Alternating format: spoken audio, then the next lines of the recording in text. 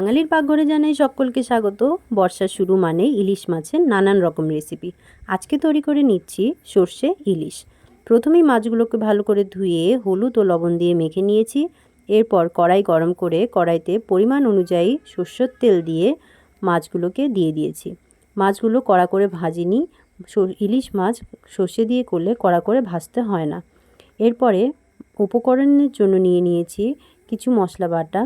এর জন্য প্রথমেই তেলে কালো জিরে, টমেটো কুচি, কাঁচা লঙ্কা ফোড়ন দিয়ে একে একে পোস্ত বাটা, জিরে বাটা, কাঁচা লঙ্কা বাটা দিয়ে আমি মিশিয়ে নিচ্ছি।